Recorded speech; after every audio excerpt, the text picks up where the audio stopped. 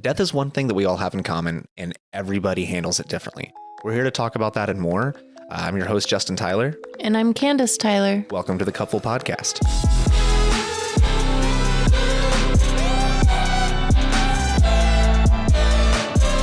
It takes two, baby.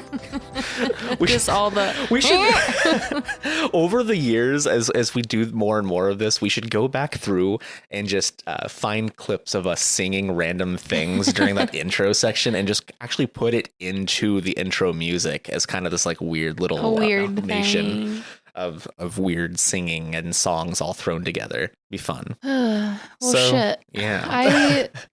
I really am reluctant to have this conversation. It feels so heavy. So yeah, listeners, just as a disclaimer, the topic of death has been pretty heavy on us recently, and we're not. So if you're looking for something to get you bummed out, we're gonna try to steer out of that territory of being depressing. This is more to kind of just talk about like how different people cope differently, and just our views on death and kind of experiences with it. And I actually think like it sounds odd, but I think that this will be not a fun conversation, but an interesting one at that. So just as a disclaimer, my grandmother passed away a few nights ago, and we're also coming up on the 1-year anniversary since Candace's grandpa died. So it's just been something that we've been talking about a lot. And, if anything, the one thing that I want this podcast to be is a place for us to be able to come and have these conversations and just be authentic with our listeners about the things that are going through our lives, and in the hopes that maybe something that we're dealing with can help somebody else, and you guys can connect with that. So yeah, that's kind of where we're at. It's nice to have a little chat. Yeah, a little fireside chat. We do have we have the lights turned off because we're talking about spooky, and there's a candle in between us right now illuminating the room. So we have the mood set. Is it spooky? No, it's just cozy is really what it is. I mean, to be fair, a lot of things that most people would find spooky, I find cozy. So it feels really cozy to me. Yeah. I didn't think that we were necessarily going to talk about spooky, but if you want to go there, we can. we might get into a little bit of spooky today. Originally I think that we had something else slated for this episode of the podcast, but it just, with everything going on, it didn't really seem like that was the topic to discuss today. It didn't feel right. So kind shout out to my grandma. Love you. So moving on from that, though, can you remember back to your childhood? Like, what was the first kind of experience with death that you can remember? I would say one of my grandmothers passed away when I was around 8 or 9. And I don't think that I fully felt the weight of that at the time, but it was my first real experience with death. And I knew that I should be sad because everyone else around me was really sad. But I think at that age, I just didn't fully grasp yet what any of that meant. So I know that I had a really hard time with trying to put on some sort of an act on how I thought I should act, if that makes any sense. And, even whether you're a kid or an adult, everybody reacts differently to hearing news of death, being around death. Like, one thing that I always really struggle with is there's moments where like everybody else might be very upset, outwardly upset. And I don't know. It's different for me.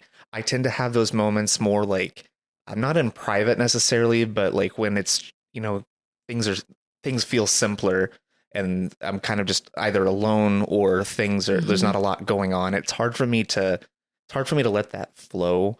And like not because there's people around, but it's just like in kind of like a hectic environment. And I think that part of that might even have to do with some of the overstimulation issues that I have in public in general. But yeah, like I don't know why people put expectation on how you're supposed to act when you're around death. I actually very vividly remember being called downstairs by my parents for them to tell me that my grandma had passed away, and she had been in the hospital for a few days, so I knew that things were bad. But I was called downstairs, and you're in front of your parents and they tell you the news, your grandma's passed away. And I'm not very good at showing outward emotion very much. I feel a lot of emotion inside, but it's hard for me, especially around, um, especially, I don't know, I am a little bit private in that way. So even in front of my family, it was hard for me to show an emotion. So apparently I must have smiled. And I know in my heart that I didn't mean it as a malicious, like, oh, I'm so happy that someone died. It was more of almost like a defense, or like maybe my body didn't know what to do. So I just smiled. And I remember being sent to my room. Uh, I mean, my parents were pretty upset. So I understand, they're upset and they're reacting to me reacting weird. So yeah, I was in trouble. And I remember being so confused, like, why did I get in trouble for my face doing something? I don't know. A kid involuntarily doing something with their face based on an emotion that they've not dealt with prior, and they don't know how to react. It can be a lot to like, what am I supposed to feel here? And unless it like kind of just organically comes out. It makes me sound like a creepy kid too. I mean, you definitely were. It wasn't like a creepy smile, but I feel like I'm explaining it in a weird way. But yeah, it's kind of how does your body react to something that's never really happened to you before, other than what you've seen in movies? So yeah, that was my first experience, and just the whole 9 yards of seeing an open casket and all of that. But this isn't your first, like, this is your first personal experience with death. It's not your introduction to death, correct? I mean, like I said, I had seen movies, I had seen, stuff talking about death, and obviously knew that people died. I was 8 or 9. Of course, I knew that, death happens. But no, before that, I can't really think of anybody in my life close to me that would have died, or a time that I would have gone to a funeral that I would have remembered. I assumed you were going to go with like The Lion King or something like that. Oh, you mean a movie death? Oh, I mean, not a movie, but like, what was the first thing you kind of you jumped straight into, like, this is the first time I really, saw death.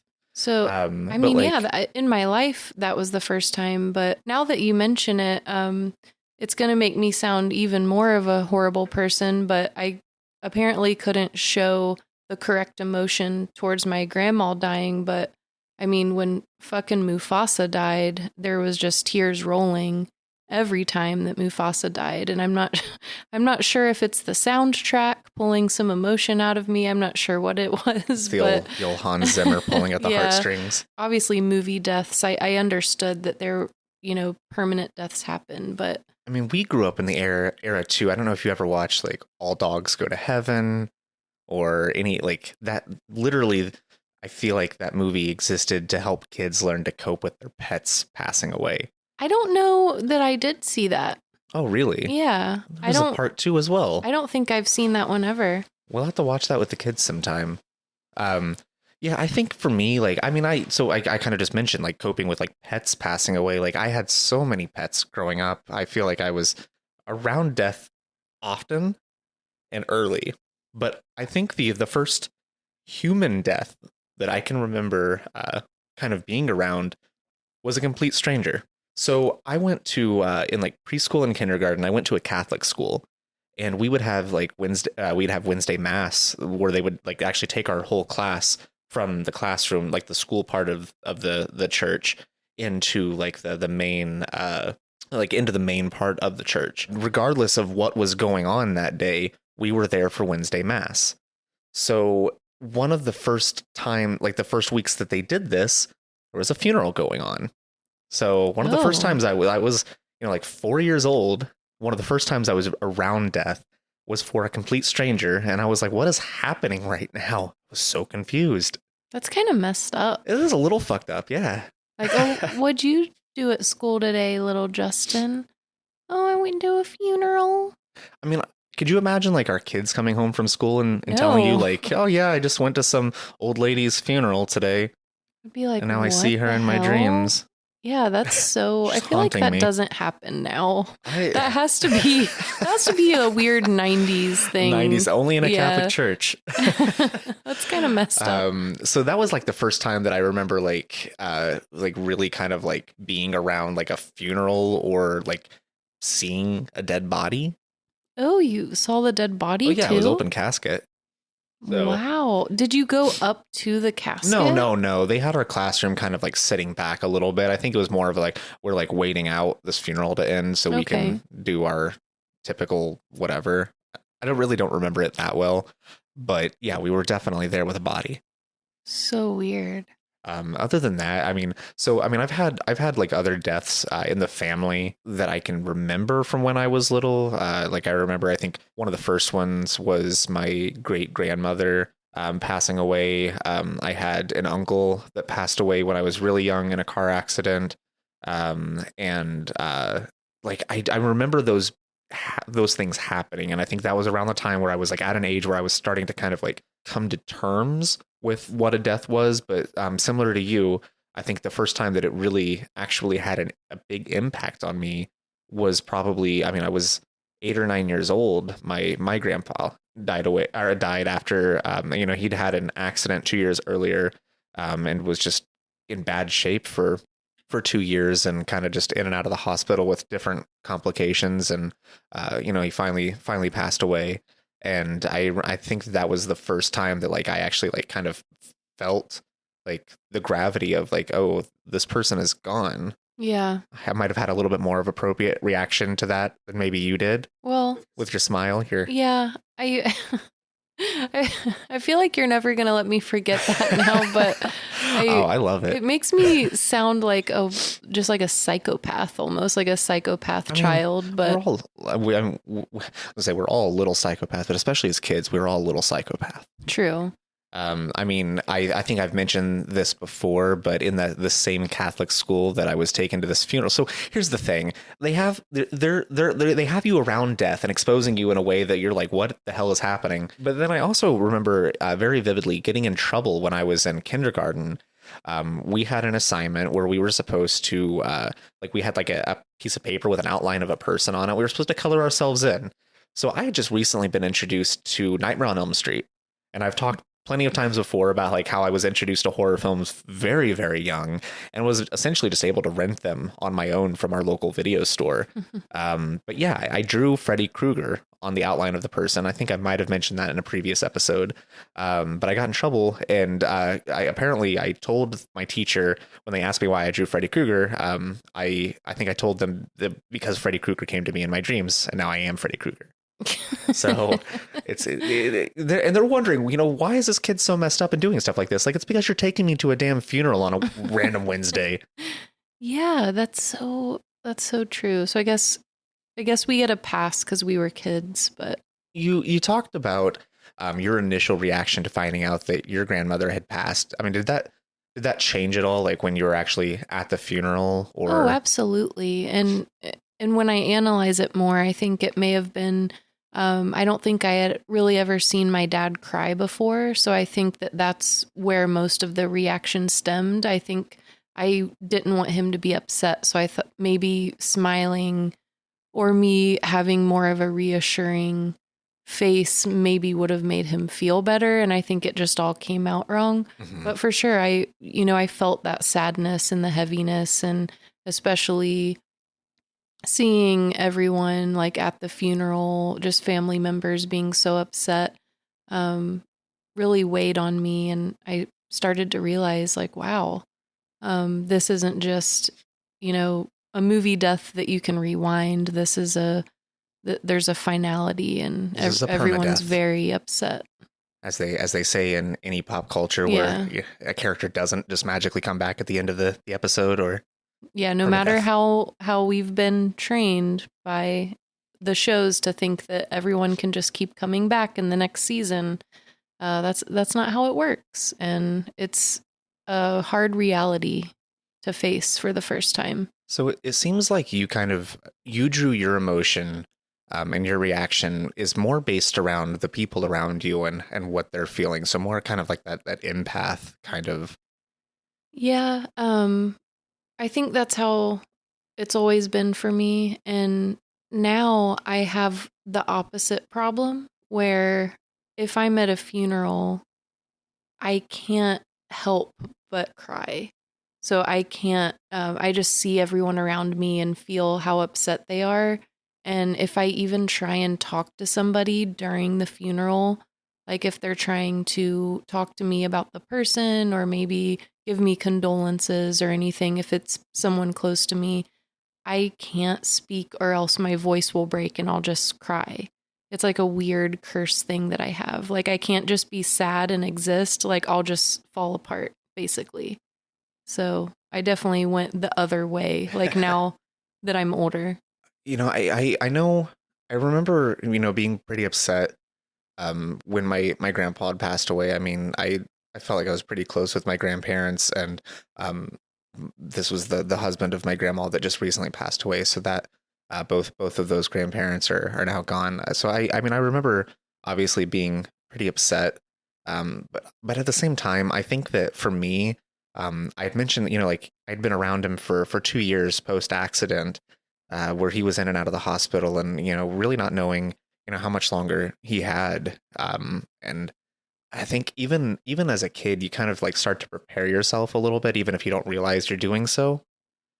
So not that it wasn't upsetting, because it very much was, and I know that like my entire family still feels that death very heavily. Hmm. Um, but yeah, I feel like you're almost not happy that somebody has is gone, but in a certain way, kind of relieved that they're not in pain or not going Yeah. through some of those things anymore. Like you're happy for them that they're not suffering anymore, but it's not that you're happy that they're gone. And I've had a few instances like that through my life where like Hmm. that's kind of what my reaction to death has been.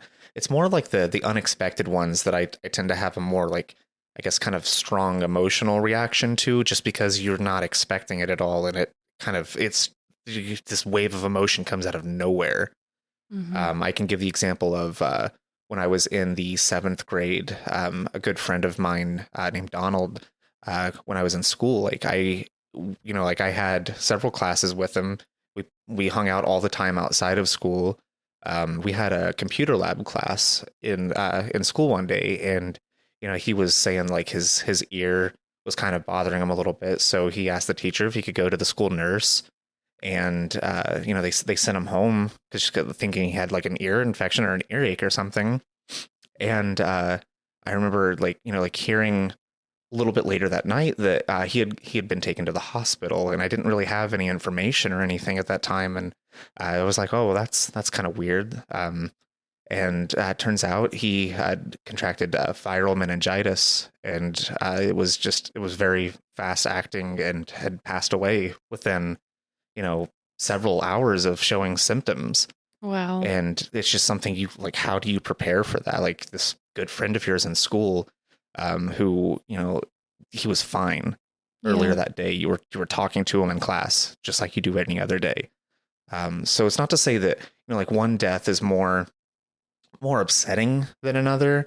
It's just kind of like the situation around that death. And I think for me too, I think that one hit really hard, just because, like you think of this life that's kind of been like snuffed out before it's really had a chance to be anything. It's tragic. Yeah. So a little bit different from like, I mean, when you have maybe an elderly grandparent who has been sick for a while, and like, yeah, it's upsetting still. Like right now I'm feeling like I'm upset. I'm shattered. Like I kind of Hmm. have like my highs and lows the last couple of days, but um you kind of prepare yourself a little internally for that though.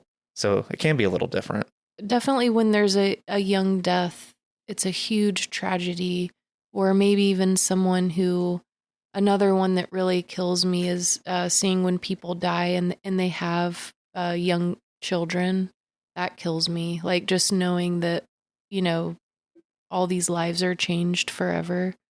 Um, I think it's coming up on a year that my grandpa's been gone. And even though he was elderly, that completely shocked and shattered me. Well, yeah, I mean, He he was was completely 82. fine. Yeah, he was active and we were always hanging out. And he he wasn't what you would think of for 82. No, Like, not at all. at all. He was so involved in our lives, and he was just someone, someone that I talked to every day.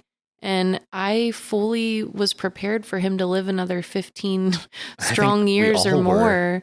And I thought he was going to reach 100 at least. And I think he was convinced of that too. And seeing him go from being completely fine to watching him die within like 3 weeks time, that shook me really hard. And some days it still knocks me over a little bit, just makes me really reevaluate things in my life. But yeah, a lot of people will tell me, like you said, like, oh, well, they lived a great life and they were old and it's okay. And to me, I'm almost like, yeah, but it wasn't enough. He still should have had, you know, so many more years. For what you expected. Yeah. In listeners, just to kind of give you a little bit of some background here. A few months before Candace's grandpa's passing, I mean, he was still traveling for work. And by that, I mean, he was driving himself across states and the country, across the country sometimes. But yeah, it really, I think that just goes to show it doesn't really matter what age somebody is. It's still someone that you know or someone that you love, and it can be earth-shattering and make things feel really surreal, even if you know that, people are supposed to die when they get older. So that we just watched the other night, we watched Final Destination with our kids. And there's this whole concept of death having a design for everybody. Do you believe in death having a design? Do you think that like when someone's time is up, like that was meant to be? Or, how do you kind of think of that? I'm torn about this, and it's something that I've thought about a lot for some reason. Okay, this is hard. I feel like obviously if someone has passed, it's their time. But I think when you feel those times where it's just doesn't seem fair, that it's not their time. Like, maybe somebody is murdered. Maybe someone is, died from something that could have easily been prevented. But then again, that even has consequences like healthcare getting better over time.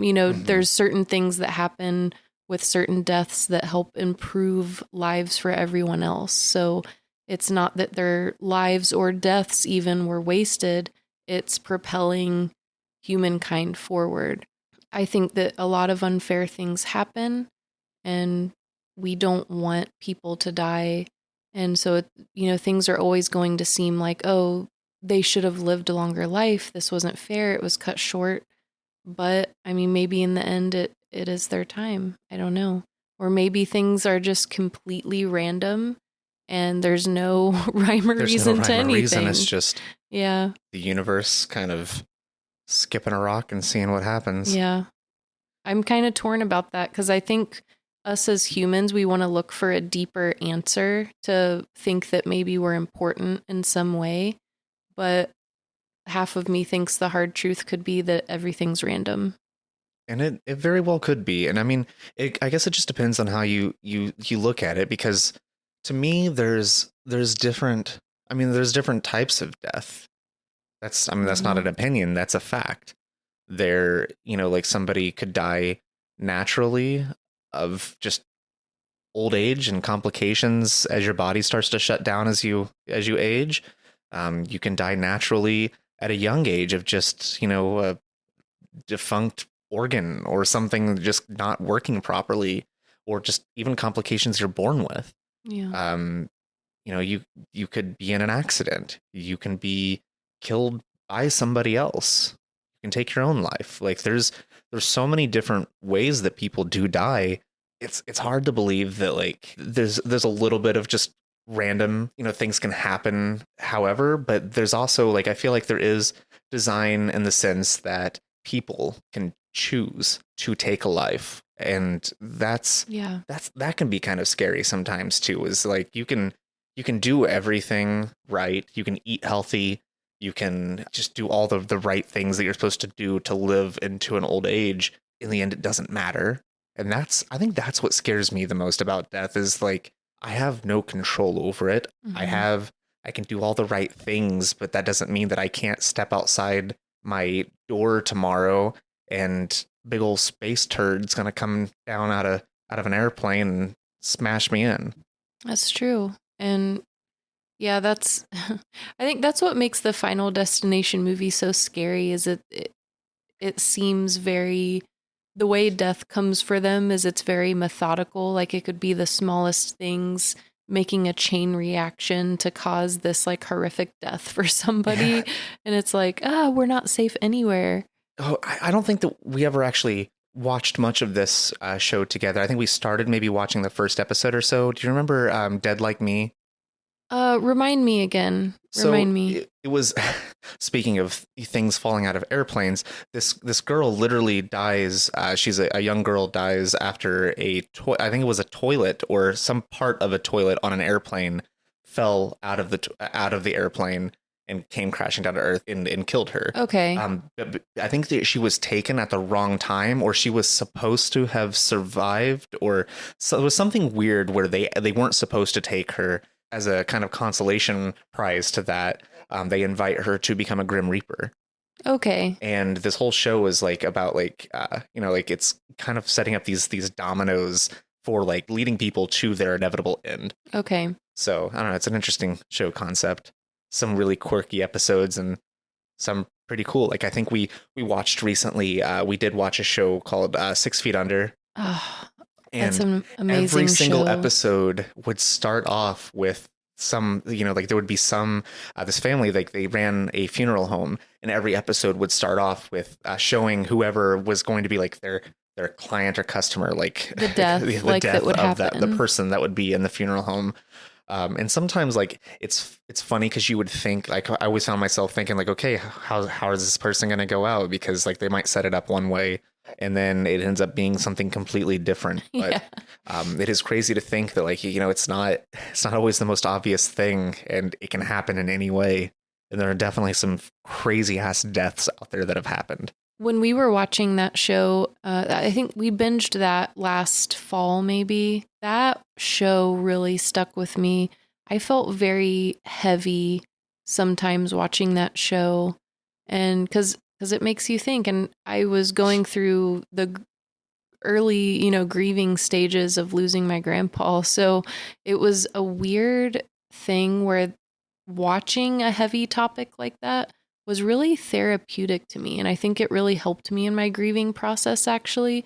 I think it's the same thing as when you're sad, you listen to like a depressed or like, at least I do it. Sometimes I'll listen to like depressing music to make me feel more sad so I can feel it harder. Do you do no, things I like get that? Think of it as like, I don't know, like think of it as like having like a like stuffed sinuses and using one of those nasal sprays to just introduce more in order to flush it out. Like it kind of puts some pressure to like push out all of those emotions. It just helps you feel it. And it's almost that feeling where it doesn't happen very often, but every once in a while you just need to cry really hard. And it somehow makes you feel better, like just getting it all out. Yeah, I get that. So I think that I'm similar to you in the sense that I might have a hard time getting it out sometimes and kind of just outwardly expressing those emotions, even though like it is in my my thoughts are like on that, and it's very heavy in my mind, and sometimes you need to get it out because that's really the only way to kind of relieve that. So I think that kind of putting yourself kind of setting the mood almost for, I need a good cry, or I just need to feel completely just fucked up right now. Like not fucked up in the sense like, oh, I'm gonna drink some alcohol and take some drugs and like, no, not like that. But like, I mean, some people, some people that is what they go to. That's a true coping mechanism but for people. Me, watching, like, I know that there are certain types of things in movies that can trigger me. I know that there are certain songs that I can always listen to that I might get a reaction from.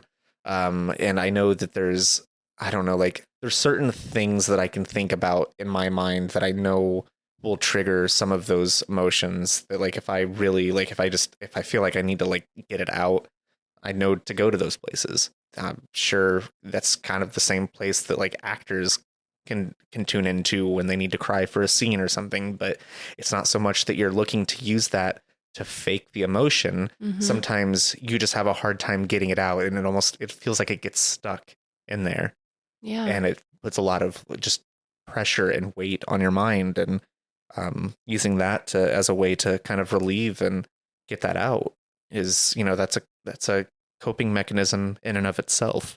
For me, I don't like to outwardly show my emotion to other people, or I try not to at least. And I hope that I'm successful in that. I don't like anyone to know what I'm thinking, if that makes sense. Whether I be at work or wherever I am, I like to be kind of a blank canvas that I just don't like to show my emotions. So I spend so much time and energy making sure that nobody knows how I'm feeling that I think I need that sometimes, like something to help draw it out. Because I'll talk to you about my feelings for sure. Like I talk your head off all the time. But other than you, there's really no one that I want. It's not that I couldn't. I have plenty of wonderful friends and plenty of wonderful family members that I know for a fact would listen to anything that I had to say. I just don't want to. And I get that. I've tried therapy for different things in my life, and for some things it works. I think that therapy for me, it's a way to self-regulate. Like if there's something about myself that I'm trying to improve or I'm trying to get myself in a better place in some aspect, almost talking through it and kind of coming to that self-realization, which therapy can help you get there, is very beneficial. But as far as like if there's an emotion that I'm needing to either try to expel or ease or get into, therapy and like talking to people doesn't really do it for me. I I don't like I don't really like talking to people Yeah. about those types of things. I'm the kind of person like so again like my grandma passed away the other day and you just have a lot of people like asking you like how are you doing or like are you okay and like I'm just like oh I'm doing fine and like they'll keep pressing cuz like I almost feel like they're looking to get a reaction or something out of you. But I don't like opening up to people in that Yeah. way. I shouldn't be expected to open up to people in that way. And like I can struggle with that sometimes. So like that's not how I it's not how I cope. It's not how I mourn. Same. It's not everybody does it differently. And I think that I don't know if I almost feel like people would just be a little better off if they could realize like, hey, not everybody needs has the same needs that I do. And not even just around death, just like in life in general. Not everybody has the same needs as everybody else. Let them do what they need to do to get through it. Worry about yourself. Yeah. I always wonder that too, and I think people have good intentions for Oh, sure. for sure. Um and then on the flip side there's other people that just want to be nosy. Hmm. I'm not saying that the people who reached out to you are being nosy. I'm just saying there's like two very different types of people, like people who literally just want to be there for you and ask questions, and then people that just want to know the details. That's why I always wonder, what do they want from me when they ask me, are you okay? Do they want me to tell them like, oh, I'm doing fucking I'm shitty?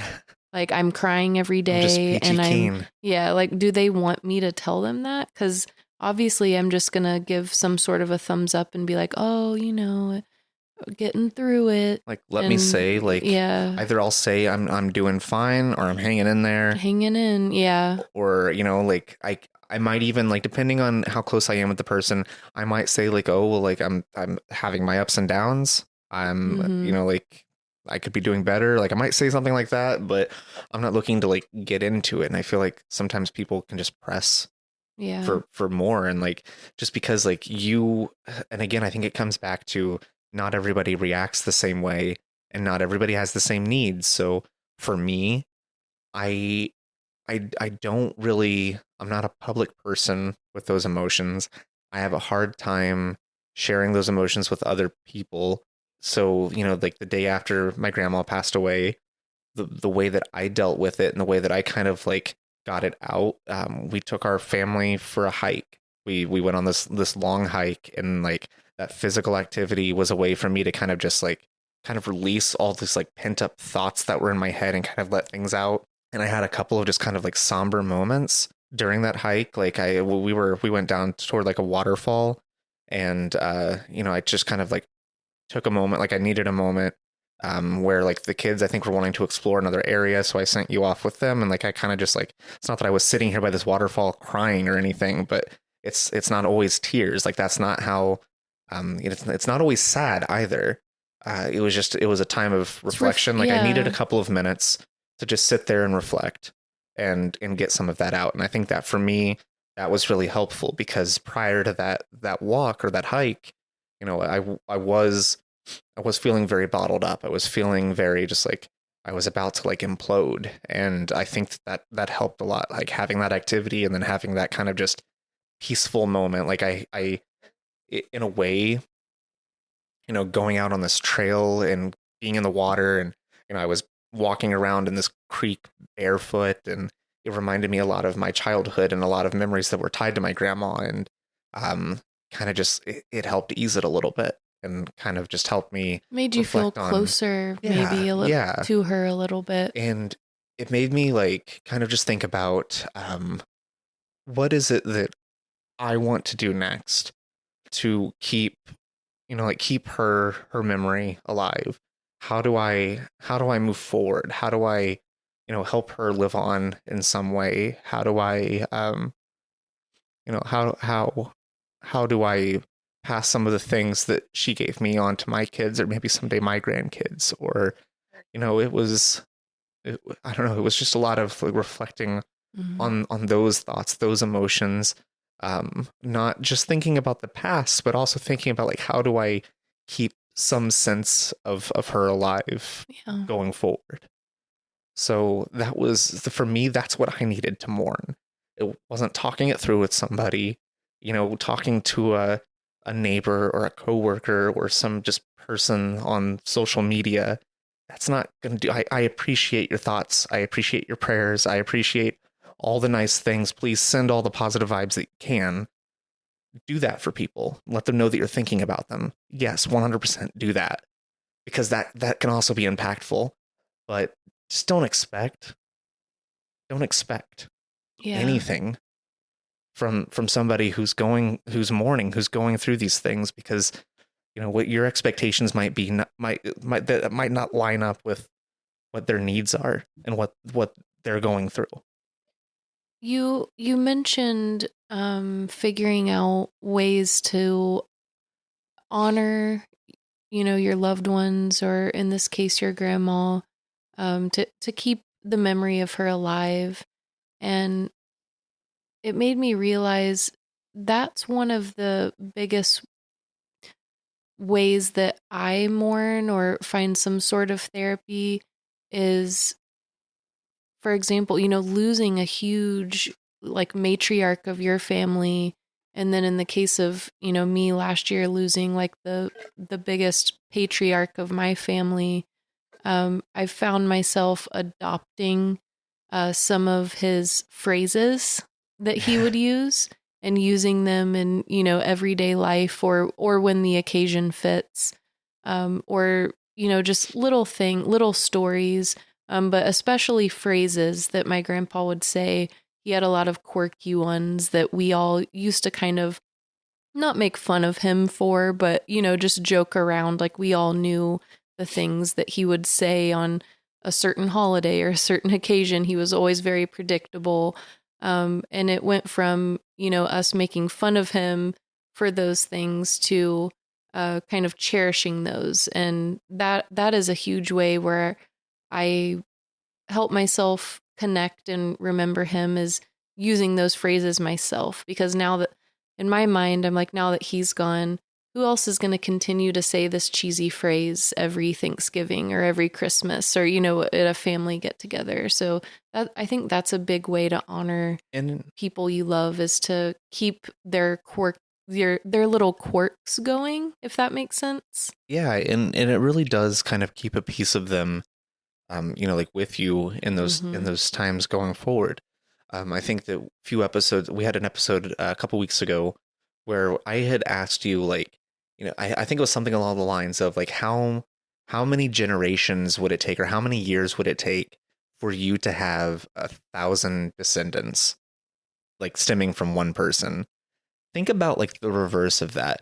Think of all of the ancestors, all of the lives like the lives lived that you kind of have like stacked on you, like these little things that have been passed down from person to person, these little like just little quirks and sayings and phrases and things that they do a certain way that you've had passed down from generation to generation. You have no idea where it comes from, Yeah, but it's there and and it's you alive. almost just think it's you, but really deep down it could be pieces of, I mean, it is though. Like generations that's past. the thing is those people do make up a part of you, Mm-hmm. whether you were super close with them or not, because maybe they've impacted somebody else close to you who has then impacted you. Like there's different ways for it to happen, but it really is kind of this little sense of like immortality and legacy. That's kind of a weird thought. Like that goes beyond DNA. It's like everyone's mannerisms or personalities over time, little bits of them can stick and stay along the way and just keep joining, keep conjoining to make a new person here and there. It's kind of weird. I don't know if there are things that I do. Like I know that there's things that I do that I've gotten from my mom or my dad.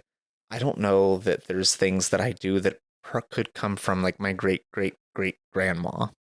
Who knows? Yeah, who knows? So I don't know. That was just a little fun nugget to throw out there. Is just the idea of legacy and immortality, not through like living forever, but by passing something on, even in the smallest way. You don't have to accomplish some big task. Just being present with your family and being a part of that is in a way like it's a way of passing on yourself. I know that there's a lot of distant family members that I never personally got to meet, but maybe people that are still alive around me had met when they were younger.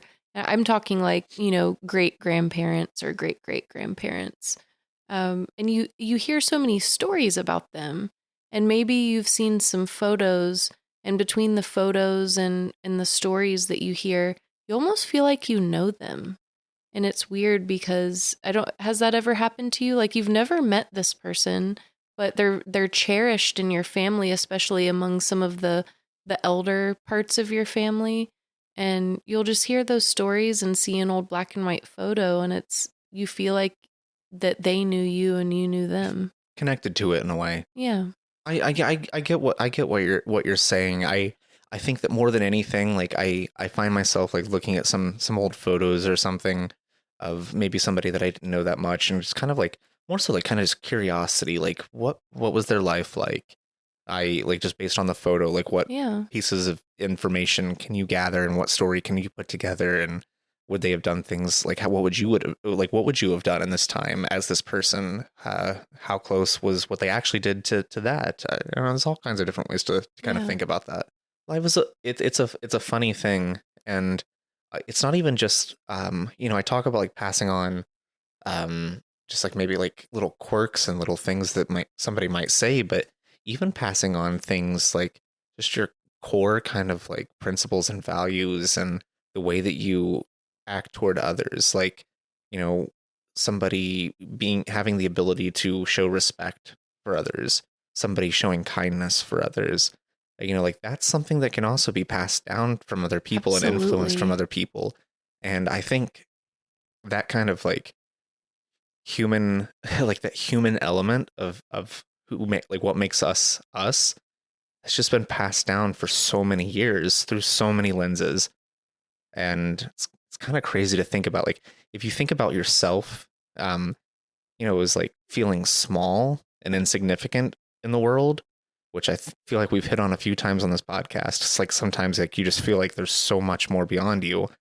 Well, guess what? One of those things that is beyond you is just the entirety of the human race.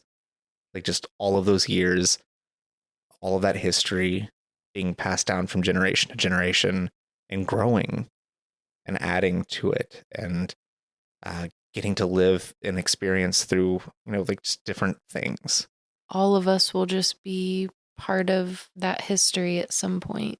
Yeah, we're a little speck Yeah. in this long line. So I always like, I don't know. I don't know what you like. I don't know. We talk about this like slightly sometimes. Like I don't know like ultimately what you think the afterlife is, but whatever it is, one thing that I do wish is that I can like see generations down the line just what things are like, what has come from me, what has come from us, and Like, do you mean kind of an ultimate, like, all-knowing creature? Like, you can see, like, everything that has been and will be type of a so thing? in maybe in a sense like that, but not even know everything that has happened or has been or will be for everyone, but like just even my genealogy, like my family, my descendants, So my you'd be like like a everything that's come ghost, after me. like Just following everyone? no, not following everybody, but just kind of knowing or like being able to peek in down the line, like just kind of Okay, peek in and see like, yeah, how is this? What's happened over the last 400 years? Where has my family been? I see that. One thing that's always bothered me about the traditional heaven afterlife, which is why I'm kind of trying to investigate how I feel about that in recent years. Supposedly, when you die, you'll be with your whole family.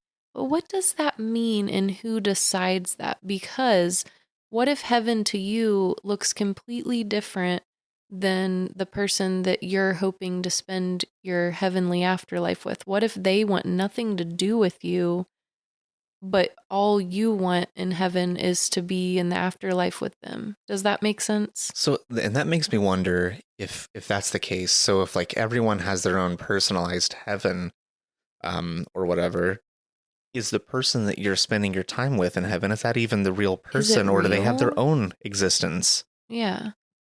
I don't know. That's a Or weird. or does the like earthly things that would have happened, are those even relevant in heaven? So like little squabbles, maybe you don't want to spend heaven with your mother because you didn't like your mother, but she just wants to spend her afterlife with you. Will those hard feelings you have towards somebody even be relevant after you leave this earth? So there's so many questions, like how does that look? It's probably somewhere well beyond comprehension if it is a thing. Mm. And maybe we'll find out. I don't know. One thing that I always find kind of funny is like people who've like remarried. Yeah, like who will you spend your afterlife with? Yeah. Well, Or will you all just be together, just vibing? and who for some people maybe they just didn't have a good life, so why should they have to spend their afterlife around the same people that made it hell? Yeah, Hmm. I don't know. And do all dogs go to heaven? I You sure didn't hope tell if me. I didn't. well, spoilers. No, we'll watch that. You'll figure it out. But Forgot about that part. Forgot about that. the other side of Forgot that. about the bad Well, that's one. the other thing is if like so like say like you have let's say you're I mean not a traditional Christian but more like Christian leaning in your beliefs and just kind of like what you follow, and I am not at all. So let's say you go to heaven and I don't. Does that mean that you don't get to spend your afterlife with me if you want to? Because I'm in hell. I know, that's so weird. Yeah, it's really so Like, like can I part of send a me letter or like how strict is it? part of me almost thinks that you just have your own little like almost like parallel pocket universe that is yours and it's made up of whatever you want it to be.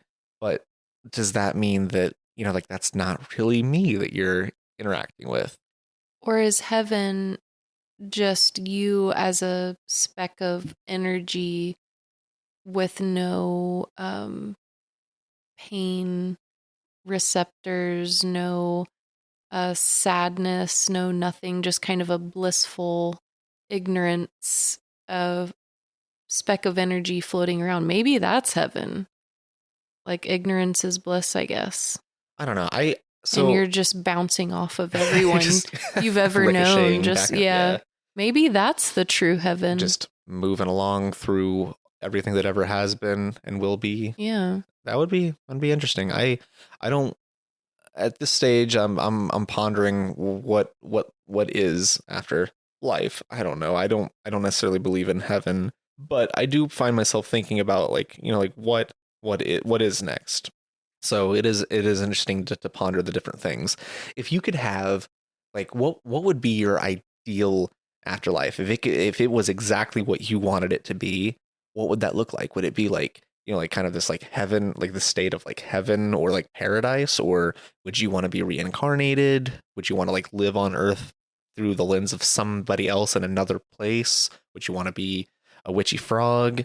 I'm going to go with witchy frog because I don't think, knowing all that I know, I don't think I would want to come back and do it all again. I mean, you would be ignorant though to, and that's another thing. If you believe in reincarnation, is there a certain point where that ends and you have all of that consciousness from all those lives compressed into one? And if that's the case, who are you? I don't know. If I had the choice, that is, if I knew, okay, if I could send my soul right now to a new person or a new thing, just me knowing what all can go wrong, I just don't know if I would want to put myself through that again. Like, oh, like it's almost like you ran a marathon and you're just like cheering for yourself. You're at the finish line and then you're like, hey, do you want to go back to the start and do it again? I don't know. Like, it was a great experience, but would I do it again? Kind of just Who want knows? to move on to the next thing. Yeah. What's Whatever the that next is. weird thing that I can If do? there is anything, if not, fuck it. I think that's why maybe we should make the most of what we have here while we have it. I think Yeah. regardless, that's kind of my stance on things is whether I'm going to be reincarnated or become a witchy frog No, or we could be witchy frogs together. yeah, we could just like be all froggy and licking each other like And frogs do. and why do I mention a witchy frog in every single episode? It's so relevant. I don't know. I think we're probably gonna rename this the Witchy Frog Cast. and if you want to know what a witchy frog is, it's just my vibe. It's your vibe. It's a frog in a witch's hat. That's all that it is. Have you ever pictured like a frog up on a skinny little witch broom, like a big old fat bullfrog trying to like poach itself up on a little skinny witch broom? No, but that's adorable. It's hilarious. When I picture myself as a witchy frog, I just picture the hat, I picture some toadstools, and I picture just like a big bonfire that I'm just jumping around and just having a great time. Sometimes I might see people riding around on motorcycles that are a little too large for that motorcycle, kind of just spilling over.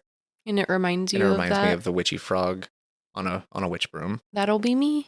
No, I it think won't. I could come back as that. You'll be one of those little like the poison dart frogs with the crazy colors and the. No, I want to come back as a warty frog with big fat cheeks and just living my best frog butt life. Yeah, you're gonna smell like what I imagine a spell would smell like. Smell what a spell would smell like? Yeah, do you It's smell what the spell is cooking? It was such a tongue twister. Smell what the spell Well, will like smell like. think of all the ingredients that witches be putting in their cauldron for these Yeah. spells and potions and stuff. Like it's got to smell froggy, amphibious. Yep. If I come back, that's what I'm going to choose. I don't think I'll choose the human variety of the living creatures, but the frogs, sure. Until I get stepped on the first day. Until you end up in a Frogger situation where you're trying to cross the road and tire meet frog. What would you come back as if you had to reincarnate? If you got to choose? If I got to choose, I would be a fucking river otter. Would you? Yeah. You wouldn't be a frog with me? I mean, if I got the choice of like being, I would spend one of my reincarnations as a witchy frog with you. Okay. But then you would come just be a witchy river otter with me. Could I come lay on your belly? We can be Hermione's Patronus together. Okay. Yeah, that'll be good. Let's see, it's still witchy. Yeah, we'll just float around on our backs and just like have little snacks on our belly floating down the river. I can picture it. I love that. I love that little tangent we just went off on. Oh yeah. Well, we had to lighten the mood. I said that this wasn't going to be the depressing podcast. I'm pretty sure I was kind of pretty much in tears about 20 minutes ago. So Hey, you just said you don't really like to talk about these things to people, and I said that too. And here we are. here we are opening it up to the talking about it. entirety of the interwebs. Yeah. Because I'm not really, I don't know. Do you think of our audience as having a face or being a person? Or do you kind of just like assume that we're just talking to each other into these microphones and no one's really giving a shit on the other end? It depends. Sometimes I feel like it's just us talking. And I'm good with that. But every once in a while, like I picture some listeners. But yeah, like I said, I want this podcast. I want it to be fun. I want it like we have fun episodes. Go listen to the last two. We have watching The Walking Dead with our kids, and we have playing It Takes Two on the PlayStation, like a co-op experience with Candace and I. And those are both really fun episodes, and we will definitely have plenty of those. We have more coming up. Sometimes things just happen in life, and you kind of have to run with that. And we've had a few episodes like that as well, where there might just be something that's heavy on our mind that, this is a place for Candace and I to kind of come together and just get those thoughts out there and bounce things back and forth. And I don't know, see where it goes and see if it sparks anything with you, our listeners. And I don't know if anything that we ever talk about, if it resonates with you or gets you thinking, I mean, reach out. And also let us know what you would come back as if you could choose your reincarnation. Have you ever thought about, so would you ever, you said that you wouldn't want to go back and like restart the race or whatever, but what if you had the opportunity to loop back into your exact life, but you had all of the knowledge? That's and you could different. do things, you could control things and like kind of steer it in different directions however you wanted it to go. That's completely different. I wouldn't want to loop over and over again, but like once or twice, if you had like, if your afterlife could just be whatever the fuck you wanted it to, and you can like kind of switch out and like do different things here and there, I might try a loop or two. That's essentially like just time travel, right? It's still in a sense, your life. You're just going back to a moment. But you're where actually you able to live the change. So with me, I am a believer in time travel. Like if time travel exists, I don't think that it necessarily changes things for you. I think that if you go back and change something, it changes things for another version of you. So I think you create a parallel universe by doing so, and it splits the time into two timelines. I don't think that when you go back to the future, I don't think anything's changed. I don't think your memories haven't changed. Otherwise, you didn't go back and change it. It just always was. So having the power to go back and actively relive your life with all the knowledge and live through that change. It's hard because one little decision can change so much that you can't even predict. And I would almost be afraid that, because in my mind, I would want to go back and change like big things, like big decisions that I did or didn't make. But would you also try to change big decisions?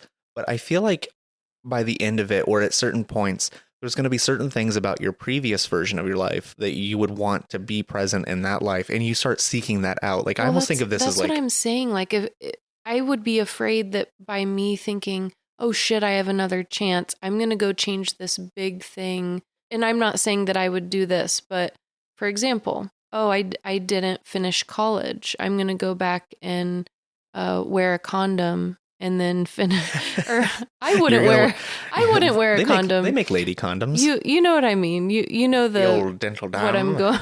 You know what road I'm walking down. I get what you're saying. Yeah, I would finish college and have somebody wear a condom.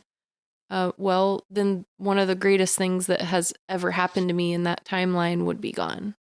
So my daughter. So things like that. It's almost like you don't want to go and fix some of those huge things that were huge life events, because it could ruin your life. So I'm going to go out on a limb here and say that I know myself well enough to know that if I had the chance to loop and redo things, I would end up converging on most of the same decisions that I made in this lifetime still, just because I've had the experience with video gaming. Mm-hmm. I've had the experience of like, oh, well, I played this game this way. Now I'm going to restart it and play it a completely different way. And sooner rather than later, I end up just doing the exact same things. Like Skyrim, perfect example. I'm always going to end up being a sneaky fucking range. Like I'm shooting things with a bow and arrow from across the map, and I'm being sneaky. It happens every time. You know what I would do, though? What would you do? I wouldn't necessarily change all the quote unquote bad decisions I'd made, because they often lead to parts of my life that I really like. But I would make more decisions. I would confidently do things that I have held myself back from, opportunities, that is. I think that's a huge thing that I would have changed. Here's what I'll pose to you then. As we're talking about death and life and making the most of it and living, if you are aware of the things that you would do differently or the things that you would improve on, we're in our early 30s still. Well, I'm teetering. You are teetering. We have time to make these changes and do these things differently still. Yeah. Why not do it? Yeah, for sure. I just feel like I've wasted so much time not taking opportunities. I feel like we waste more time thinking that we should have done those things back then and there's nothing we can do now. You know, I've mentioned this to you before. I don't know why. So your grandpa passing last year had a bigger impact on me than I initially like. I mean, it's not that I didn't think like obviously I'm upset for you and the kids, but he wasn't my family. I didn't know him for that many years, but he had enough of an impact on me and enough on our lives to where like I found myself really in the last year kind of like questioning like what can we do to make the most of this? What can we do to make sure that we're able to, like pass on some of the same comforts to our kids that he was able to pass on to us? What can we do to, like make somebody else's life better down the line? What can we do to not waste it? And it had more of an impact on me than I initially, I guess, expected that it would. Mm-hmm. So I don't know. I find that interesting, and I'm very much like with every death that I experience, I feel like that's kind of where I'm getting at, I guess, is, like we're still here. We have life to live, unless we step outside and get squashed by a toilet from a plane. We still have life to live in the sense of we have time in aging. An accident could happen or whatever, but in the time that I have left, I want to do whatever I can to make the most of it, not only for myself, but for you, for the kids, for potential grandkids someday.